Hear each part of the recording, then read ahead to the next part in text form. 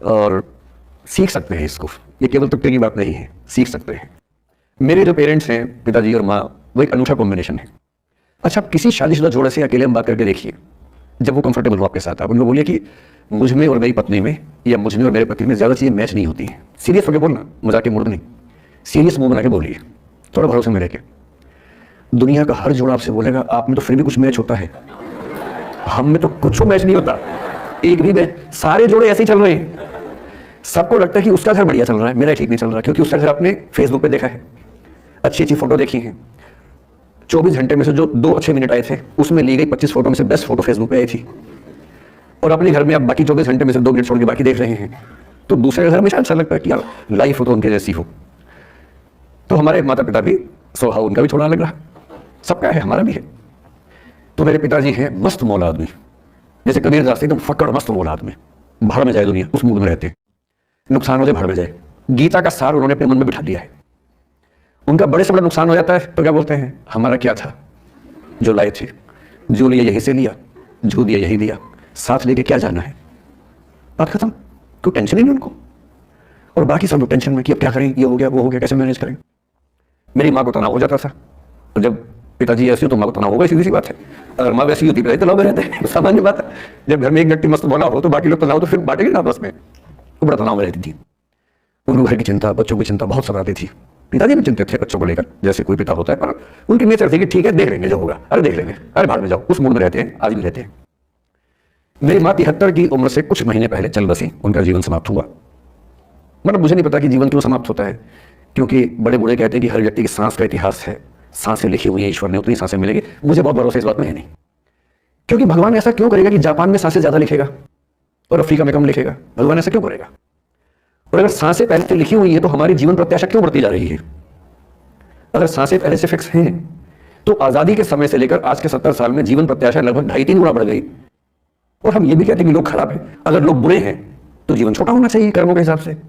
लोग खराब हैं और जीवन बड़ा होता जा रहा है। तो मुझे उन मान्यताओं में बहुत भरोसा है नहीं कि सांसें लिखी हुई हैं। अगर सांसें लिखी होती तो मनुष्य की औसत आयु 25 साल से ऊपर नहीं होनी चाहिए थी, 25-30 मैक्सिमम। और हम 70-80 साल धूमधाम से जी रहे हैं। जिसका मतलब है कि ये भगवान से ज्यादा इंसान ने लिखा है, मेडिकल साइंस ने लिखा है, वैज्ञानिकों ने लिखा है। और मैं ऐसा व्यक्ति हूँ, मैं बहुत धार्मिक व्यक्ति हूँ नहीं, और मैं इसमें छिपाता भी नहीं हूँ। मैं बहुत छिप छिप के बहुत जी लिया। अब मैंने ठान लिया कि मैं जैसा हूँ वैसा रहूंगा। ना मुझे किसी पार्टी से मतलब है, ना किसी विचारधारा से मतलब है। मैं विचार वाला आदमी हूँ, धारा वाला नहीं हूँ। जिसको धारा में बहना है बहे, हम तो अकेले चलेंगे, विचार के साथ चलेंगे, जो ठीक लगता है वो बोलेंगे और वैसे ही रहेंगे। हाँ, गलत बोलने से बचता हूँ, किसी के बारे में गलत बोलना मुझे अच्छा नहीं लगता है, लेकिन जब सही लगता है वो तो बोलूंगा ना भाई। मेरे पिताजी 81 साल के हैं, अभी 81 साल के हुए कुछ दिन पहले, और एकदम मस्त मौला आदमी, मुझसे ज्यादा युवा है। मैं 50 साल का बूढ़ा हूँ, वो 81 साल के युवा है। उनके चेहरे की चमक, मतलब कई ट्यूबलाइट फैले उनके सामने, ऐसी चमक चेहरे पर रहती है।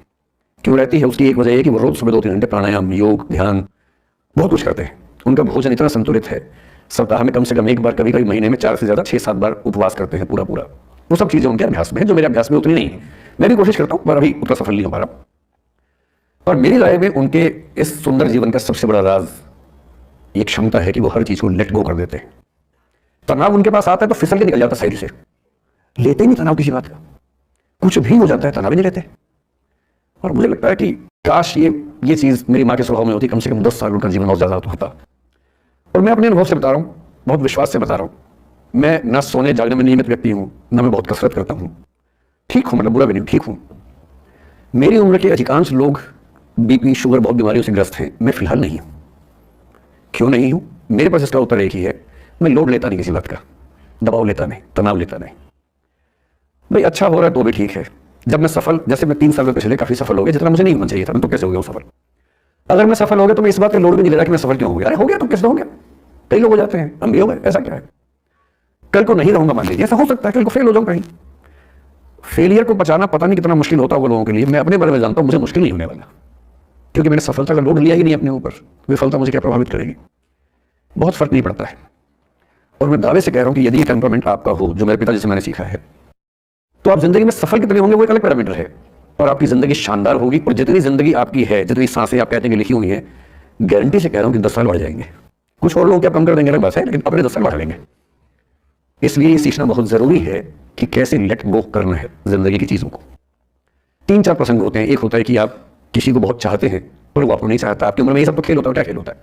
मेरे घर में 2 बच्चे हैं 17 साल के, तो मैं उनको देख के समझता रहता हूँ। वो मुझसे छुप छुप के किसी से बात करते हैं और मैं छुप छुप के सुन लेता हूँ। तो उन्हें नहीं पता, मुझे तो नाम भी पता है किससे बात करते हैं, एक आध का तो एड्रेस भी पता है मुझे। और मैं तो बच्चों को बोलता हूँ कभी जाना वाना हो तो मैं ले चलूँगा, चिंता मत करना, बोल देना कि ड्राइवर साथ में आया है, टेंशन मत लेना। तो मेरे तो बच्चे मेरे दोस्त हैं, मैं तो बात दोस्ती के भाव में रहता हूँ। मेरा एक ही बेंचमार्क है कि वो जिस उम्र में जैसे हैं मैं कैसा था, और वो मुझसे अच्छे चल रही है, उससे ज़्यादा उम्मीद मुझे करने में नहीं चाहिए। मैंने जो कुकृत्य 8वीं क्लास में किए थे उन्होंने 11वीं क्लास में किए, तो बहुत है। मैं क्यों मान के चलूँ कि वो देवी देवता पैदा होंगे? मेरे ही तो बच्चे हैं भाई। जीन तो मेरे ही है, तो कैसे देवी देवता हो जाएंगे? तो ज्यादा उम्मीदें क्यों पालनी है बच्चों से भी? मैं क्यों चाहूँ कि मेरा बच्चा आईएएस जॉब करे? क्यों करे? वो आईएएस भी क्यों करे? उसका मन करेगा तो करेगा, नहीं करेगा तो बाद में। अगर वो कहेगा कि मुझे स्टार्टअप करना, स्टार्टअप कर लो भाई। अगर वो कहेगा मुझे कुछ और नौकरी करनी है प्राइवेट सेक्टर में, तो वो कर लो। मैं क्यों ठेकेदार बनूं उसका भाई? मैं क्यों ये चाहूं कि वो मेरे रास्ते पर चले, मुझसे बेहतर बने? ये सब बेकार की बातें हैं।